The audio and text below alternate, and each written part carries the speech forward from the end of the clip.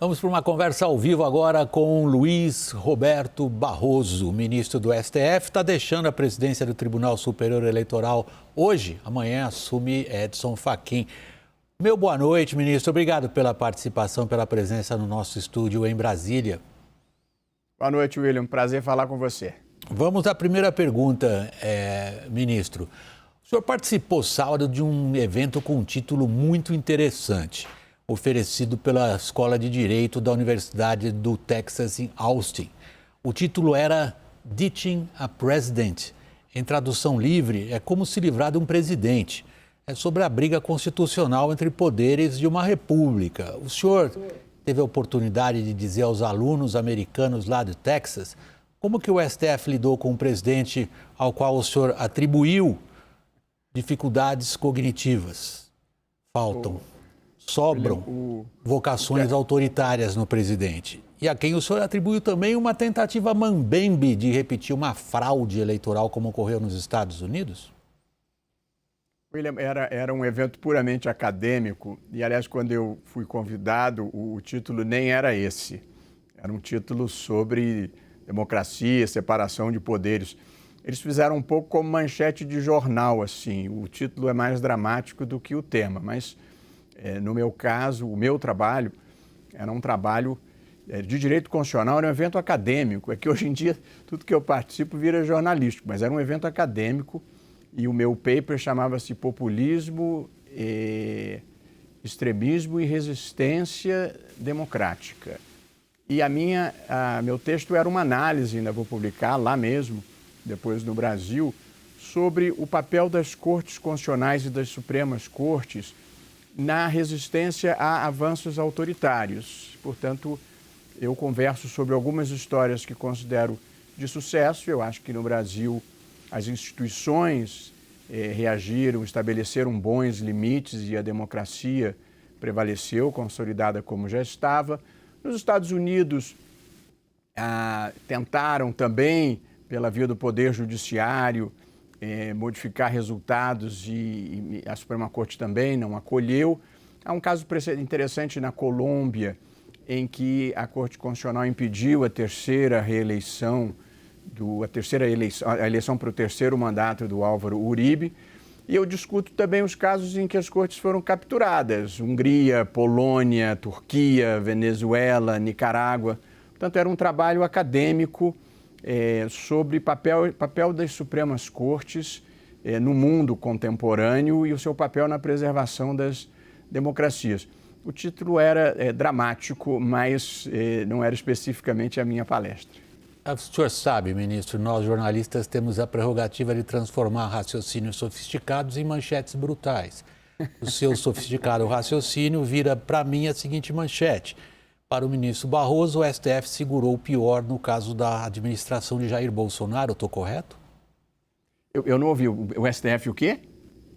No caso do Brasil, o STF foi um instrumento importante na resistência democrática, ou seja, resistiu a alguém que atentou contra a ordem democrática, no caso, Jair Bolsonaro. Eu acho que, inegavelmente, William, eu sou um ator institucional, eu não sou um ator político, eu não tenho lado, eu não tenho preferências.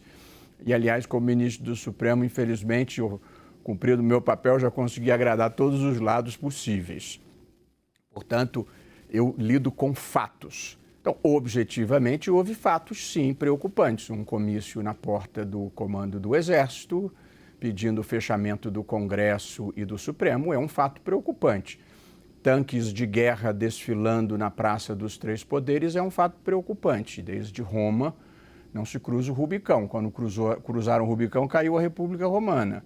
Portanto, os exércitos iam para a guerra, mas não entravam no espaço do poder civil. A manifestação de 7 de setembro, com declarações ofensivas a ministros e de que não se cumpririam mais decisões judiciais, todos esses são fatos preocupantes, mas em todos eles as instituições, tanto as instituições formais quanto informais, demarcaram limites e, portanto, o presidente da Câmara falou, o presidente do Senado falou, o presidente do Supremo falou, o presidente do TSE falou, a imprensa se mobilizou, os partidos, as entidades da sociedade civil. Democracia não é uma obra construída, ela é uma vivência diária institucional e as pessoas muitas vezes testam limites.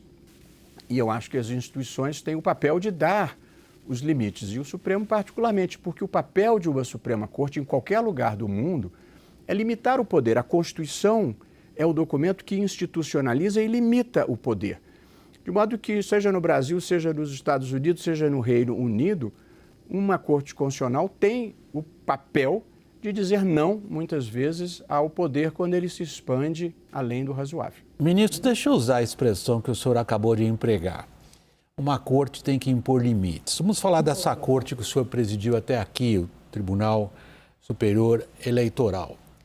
Ministro, na sua opinião, propagar que urnas eletrônicas não funcionam é fake news e, portanto, deveria ser uma atividade de propaganda eleitoral coibida pelo TSE?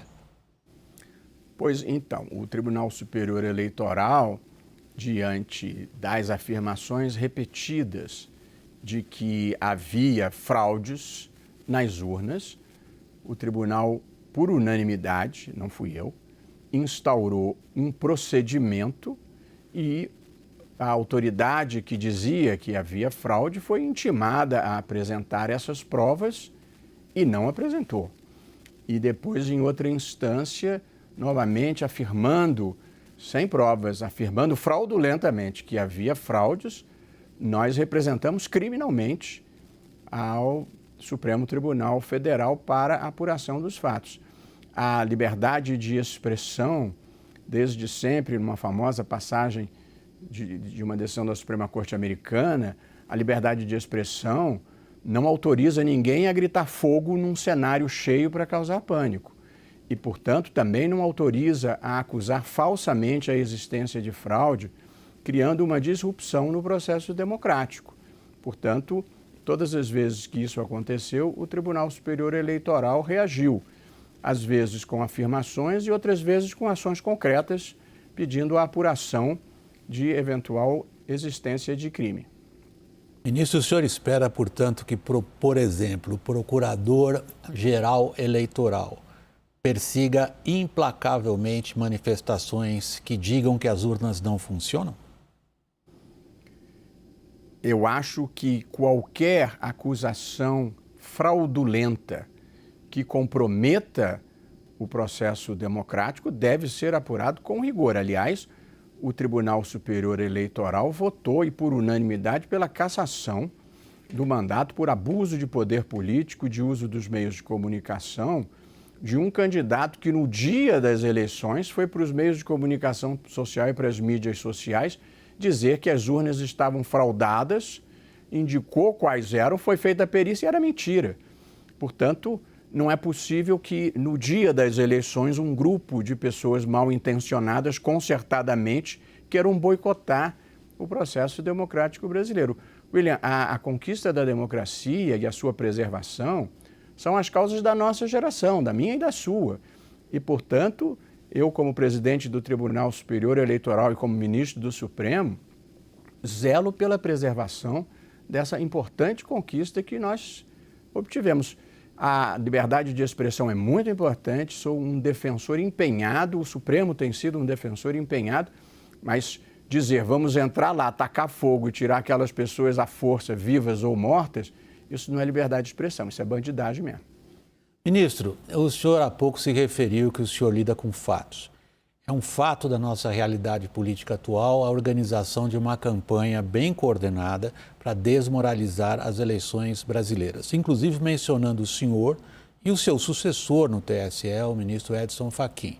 Aparentemente, segundo essas peças publicitárias divulgadas em redes sociais, ambos não se entendem sobre a vulnerabilidade de urnas eletrônicas, por exemplo. Estamos prontos para lidar com isso? William, nós vivemos o mundo da mentira e, portanto, as redes sociais estão repletas de mentiras. Sobre mim, há uma por dia.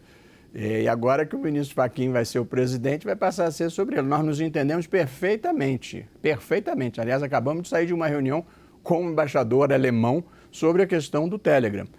Portanto, nós nos entendemos perfeitamente. Eu vou lhe dizer em duas frases. A primeira, as urnas eletrônicas brasileiras são inacessíveis remotamente. Não há como hackeá-las porque elas nunca entram em rede. Essa é uma afirmação peremptória que eu estou fazendo aqui. Não tem como fraudar, ter acesso remoto à urna para fraudar o resultado. 2, os sistemas do TSE, como qualquer sistema no mundo, os sistemas são passíveis de ataque. Não só são passíveis de ataque, como já recebeu um monte de ataques. Só que nunca conseguiram derrubar o sistema. No dia das eleições, no primeiro turno, houve o que se chama de ataque de negação de serviços. É público, dezenas de milhares de tentativas de acesso vindas de todo o mundo, embora eu esteja convencido que era coordenada aqui do Brasil, mas a Polícia Federal não achou. Tentaram derrubar o sistema, não conseguiram. Mas se derrubar o sistema, não tem como fraudar a eleição, porque a urna nunca entra em rede. E ao final da eleição, às 17 horas, ela imprime o boletim da urna. E ali sai o resultado daquela urna, quantos votos cada candidato teve naquela urna. Acabou a eleição. Só se envia o resultado para totalização no TSE, porque são 5.600 municípios e dezenas de milhares de candidatos para facilitar a conta. Portanto, o ministro Fachin, eu e o ministro Alexandre, sem nenhuma divergência em momento algum, podemos afirmar peremptoriamente: 1, a urna não entra em rede e, portanto, não tem como violá-la. 2, o sistema do TSE pode ser atacado como qualquer outro. Até hoje, sem sucesso, felizmente. Ministro, o senhor mencionou uma reunião sua hoje com o embaixador da Alemanha. A Alemanha, se não me falha a memória, impôs multas severas ao Telegram, por exemplo, com quem o senhor não conseguiu fazer uma reunião para ver como será a atividade dessa mídia social no Brasil durante as eleições. O senhor acha que seria melhor suspender certas mídias sociais? Eu preferiria não. Mas eu convidei o embaixador da Alemanha, que gentilmente veio ao meu gabinete, e convidei o ministro Fachin. Sou presidente até o último dia, só termina amanhã às 19 horas. Portanto, ainda hoje me reuni com o embaixador alemão. Primeiro, indaguei via diplomacia se ele teria informações para compartilhar. Ele as obteve, veio compartilhar, convidei o ministro Fachin para a reunião. E eles não aplicaram propriamente multas, mas esse foi o caminho, que era dizer: nós vamos aplicar multas e vamos executá-las na União Europeia, onde vocês estiverem, e até fora da União Europeia, e no limite nós vamos proibir vocês de atuarem na Alemanha.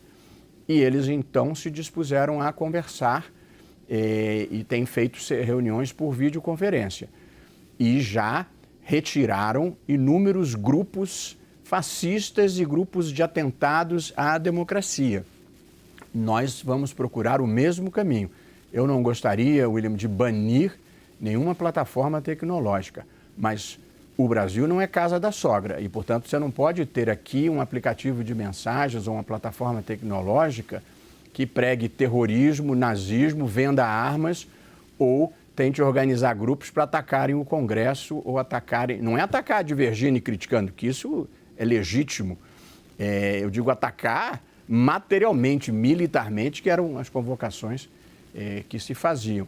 Portanto, quanto mais competição, melhor, quanto mais aplicativos, melhor, mais na nossa casa entra quem cumpre as nossas regras. Até porque é uma competição desleal com as outras que são corretas e que cumprem a legislação brasileira, você permitir uma plataforma tecnológica totalmente mafiosa. Ministro, o senhor está trafegando por uma zona especialmente sensível. Essa de se definir onde está o limite da liberdade de expressão, onde está a incitação ao crime passível de penalidade. Defina a fake news. Olha, William, não é uma definição banal e abstrata, mas claramente há espaços de certeza positiva e de certeza negativa. Se alguém disser o jornalista fulano de tal foi condenado criminalmente por pedofilia, esse é um fato. constatável. Ou ele é verdadeiro ou ele é falso. Agora, se alguém disser o jornalista tal tem opiniões parciais favoráveis ao partido tal ou qual, certeza é negativo. Evidentemente, qualquer pessoa pode achar isso de qualquer jornalista. Portanto, há certezas positivas, ou foi condenado por pedofilia ou não foi, e há certezas negativas. Uma opinião, um juízo de valor é sempre legítimo, mesmo que errado. Portanto, nos extremos é muito fácil. Se alguém disser o presidente da República apresentou provas de fraude nas urnas eletrônicas, esse é um fato. Apresentou ou não? Não apresentou. Então é mentira, é falso. Portanto, o que existe é que existem falsidades que são mais para bizarras do que para perigosas.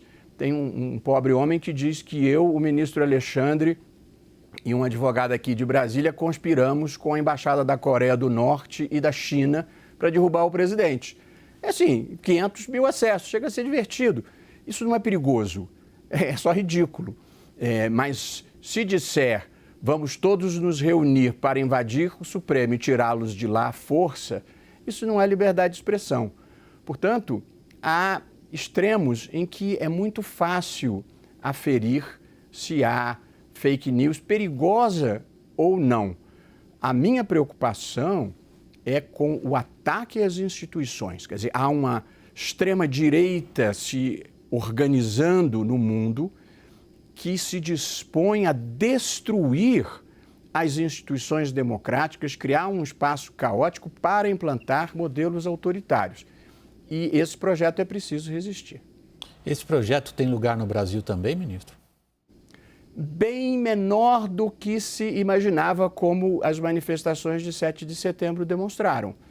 Esperava-se 1,5 milhão de pessoas, ou mais de 1 milhão de pessoas, tinham 100 e poucos mil. Portanto, o Brasil não é um terreno fértil para radicalismos e para extremismos, não é da nossa natureza. E, portanto, nós precisamos viver um momento em que as pessoas coloquem as suas ideias na mesa, William. No Brasil, há espaço no mundo, na democracia, para liberais, para progressistas, para conservadores. Só não tem lugar para quem pretenda destruir a democracia. E acho muitas vezes que é um desrespeito aos conservadores confundi-los com essas pessoas que destilam ódio, que destilam agressividade, que xingam as pessoas. Outro dia, eu geralmente não olho os comentários sobre mim, porque fazem mal ao espírito. Mas outro dia eu fui olhar uma senhora que tinha dito um palavrão e dizia assim: católica fervorosa, mãe de 2 filhos e conservadora. Não, a senhora só é mal educada. Portanto, é uma pena que o pensamento conservador, que é legítimo e precisa estar em todas as democracias do mundo, venha a ser confundido com grosseria, xingamento, ódio, teoria conspiratória, ofensas. Isso é só baixa civilidade, isso não é conservadorismo. Ministro, por último, para arredondar a nossa conversa, a Câmara dos Deputados está tentando tramitar uma matéria legislativa a respeito de fake news. Teremos um texto legislativo que ajuda a esfera jurídica a tratar do assunto ou estamos suficientemente armados? Não, todo o mundo, nesse momento, todos os países democráticos estão procurando equacionar como lidar com esse novo fenômeno que são as mídias sociais. Até pouco tempo atrás, a circulação de informações, de notícias, de ideias, era intermediada pelos meios de comunicação social tradicionais, o jornal impresso, o rádio, a televisão. O que as mídias sociais fizeram foi criar um espaço de debate público que não tem essa intermediação da imprensa, que fazia um filtro. E do mesmo passo que a internet e as mídias sociais democratizaram o acesso ao conhecimento, à informação, o acesso ao espaço público, elas também permitem a difusão de mentira, de ignorância, de comportamentos anticientíficos, de ameaças. O mundo inteiro está hoje procurando equacionar como regular as mídias sociais sem interferir com a liberdade de expressão, que é uma conquista muito importante das democracias em geral. Mas todos havemos de convir que defender nazismo, supremacia racial, venda de armas, ataque violento às pessoas, que isso não é caracterizado como liberdade de expressão. Onde traçar a linha, voltando à sua pergunta anterior, nos extremos é fácil. Há um espaço em que, na dúvida, talvez se deva mesmo deixar circular a informação. Mas onde existam campanhas orquestradas, porque o pior, William, não é uma declaração falsa, uma pessoa dizer uma barbaridade. O problema nas mídias sociais são os comportamentos coordenados inautênticos em que você amplifica aquela mentira. Você amplifica aquela teoria conspiratória com robôs, com mercenários, com pessoas que monetizam a mentira, com perfis falsos. Portanto, o grande enfrentamento às notícias fraudulentas deve se dar mais pelo controle de comportamentos inautênticos do que pelo controle de conteúdo. Esse é o principal capítulo da parceria que o Tribunal Superior Eleitoral fez com todas as plataformas. Monitorar os robôs, monitorar a tentativa de amplificação da mentira. E essa é uma alternativa muito melhor do que controle de conteúdo. Mas, no limite, se estiver pregando terrorismo, é preciso ter algum grau de controle. Portanto, eu acho que tem que ter legislação, sim, mas tem que acertar a dose e o mais importante para mim é a autorregulação. São as próprias plataformas, nos seus termos de uso, banirem o que seja socialmente inaceitável. Ministro Luiz Roberto Barroso, do STF, deixando agora a presidência do Tribunal Superior Eleitoral. Nosso muito obrigado do Jornal da CNN pela presença aí no nosso estúdio em Brasília e pela conversa. Boa noite, ministro. Prazer falar com você. Boa noite, sucesso sempre.